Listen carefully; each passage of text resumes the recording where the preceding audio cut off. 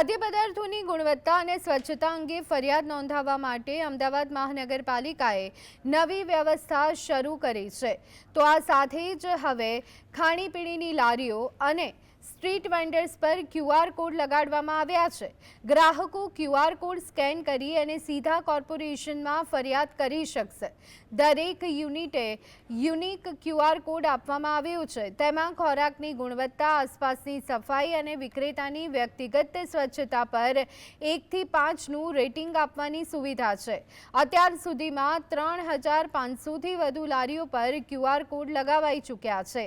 ઓછા રેટિંગવાળા વિક્રેતાઓને પહેલા સૂચના આપવામાં આવશે અને ત્યારબાદ કાર્યવાહી કરવામાં આવશે। આ સુવિધા ટૂંક સમયમાં રેસ્ટોરન્ટ્સમાં પણ ઉપલબ્ધ કરાવવામાં આવશે। ચાલુ માસ દરમિયાન જે સેમ્પલોના પરિણામ આવ્યા છે તે પૈકી 22 નમૂનાઓ અનસેફ કે સબસ્ટાન્ડર્ડ મળેલ હતા। જે અનસેફ નમૂનાઓ મળેલા હતા તેવા 7 નમૂના હતા અને સબસ્ટાન્ડર્ડવાળા 15 નમૂના હતા। આ તમામ યુનિટો સામે જે અનસેફ નમૂના હોય છે તેની સામે FSI એક્ટ અંતર્ગત કોર્ટમાં કેસ દાખલ કરવામાં આવશે અને જે સબસ્ટાન્ડર્ડ નમૂના છે તેને એડજ્યુડિકેટિંગ ઓફિસર સમક્ષ કેસ દાખલ કરવામાં આવશે।